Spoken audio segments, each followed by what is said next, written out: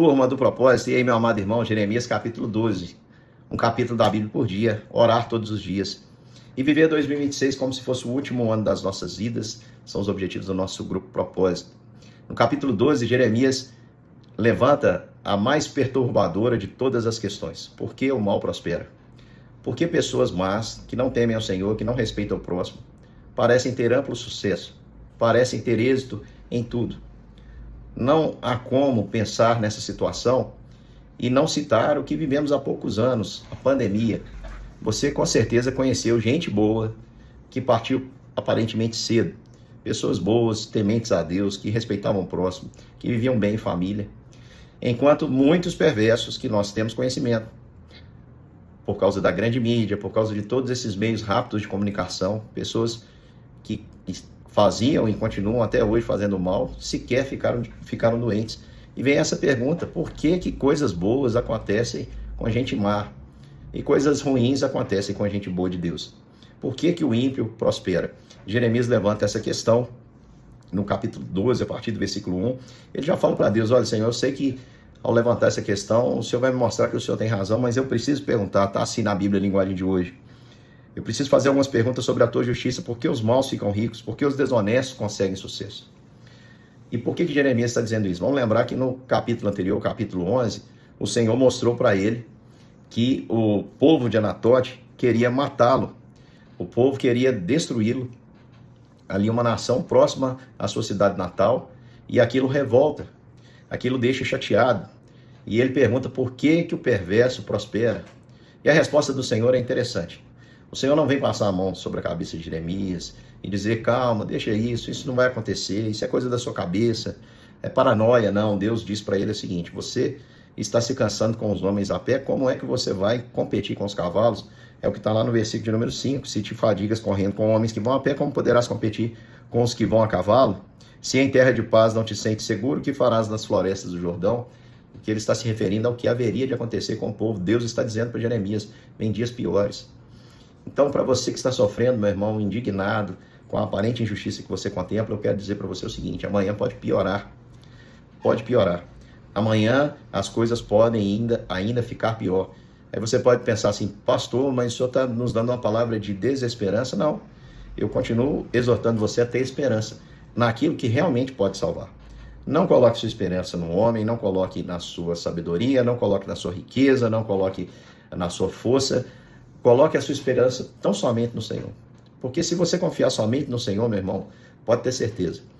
Ainda que seja andando com os homens, que realmente é cansativo, ou fugindo pelas florestas do Jordão, seja contra os inimigos da sua própria casa, ou aqueles que se levantam de longe, como era o caso dos babilônicos, você vai sobressair, porque o Senhor é fiel para poder guardar você em todas as provações. Junto com as provações, a Bíblia diz que o Senhor manda também o livramento, porque ele não tem prazer em nos punir. Você vai ver a partir do versículo 7 que ele chama essa nação de sua. Ele: desamparei a minha casa, abandonei a minha herança. Mas por que ele entrega essa nação para ser destruída, para ser punida, para ser disciplinada? Porque há casos em que só a disciplina resolve. Ela não pode ser substituída por nada. Você que é pai, mãe, mais uma vez eu quero usar esse exemplo, você sabe disso. Existem momentos em que já não adianta mais falar com o filho, já não adianta mais discursar. É preciso que haja algo que lhe cause um impacto mais profundo. É preciso deixar uma marca. E às vezes a gente confunde e dá mais valor àquilo que a ciência moderna diz, e que a Bíblia deixa claro que a sabedoria humana não pode ser comparada. A loucura de Deus é mais sábia que a sabedoria humana. Então eu fico com os princípios bíblicos. Os princípios bíblicos me exortam a corrigir o meu filho, a discipliná-lo e, se preciso for, marcá-lo de alguma forma com a minha correção, com a minha disciplina, porque no tempo certo, o dia que ele tiver consciência de tudo isso, pode ter certeza que ele vai amar, porque ele vai entender que toda disciplina dói mais no coração do pai do que do próprio filho. Portanto, quando Deus nos disciplina, quem mais sofre na disciplina não somos nós, é Ele mesmo. E Ele faz isso para o nosso próprio bem. E o Senhor, para mostrar como Ele é grande em misericórdia, Ele inclui nessa restauração após a disciplina até mesmo as nações vizinhas, as nações que ele iria usar. A partir do versículo 14 ele diz: Assim diz o Senhor acerca de todos os meus maus vizinhos que apoderam da minha herança, que deixei com o meu povo. E ele diz no versículo 15, e será que depois de os haver arrancado, tornarei a compadecer-me deles, ou seja, do seu povo, e os farei voltar cada um à sua herança, cada um à sua terra. Se diligentemente aprenderem os caminhos do meu povo, jurando pelo meu nome, tão certo como vive o Senhor, como ensinaram o meu povo a jurar por Baal, então serão edificados no meio do meu povo. O Senhor tem uma promessa de salvação até para os inimigos que se arrependerem. Porque o Senhor não pode resistir, ele escolheu não resistir a um coração quebrantado e contrito. Por isso, meu irmão, deixa essa palavra para você, use de sinceridade para com Deus. Pode questionar, Senhor, por que que o perverso prospera? Por que homens maus têm êxito? Não tem problema, você pode questionar, Deus é poderoso para lidar com as suas dúvidas.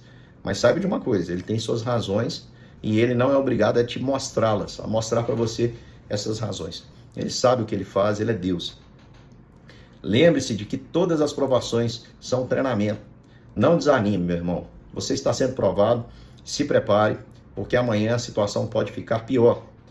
Não fique desgastado apenas andando com os homens, porque amanhã pode ser que você precise correr com os cavalos, mas o Senhor há de sustentar você, e quem espera no Senhor não se cansa nem se fadiga. E lembre-se sempre que em todo momento, em todo tempo, até quando Deus está nos disciplinando para o nosso próprio bem, a sua compaixão, ela é perceptível. Ele nos chama dele, nós somos povo dele, herança dele, e ele faz isso para nos purificar, para produzir em nós o crescimento que ele deseja. Primeiro Deus trabalha em nós, para depois Deus trabalhar através de nós. Deus abençoe, meu irmão, e até amanhã para mais um capítulo das Escrituras.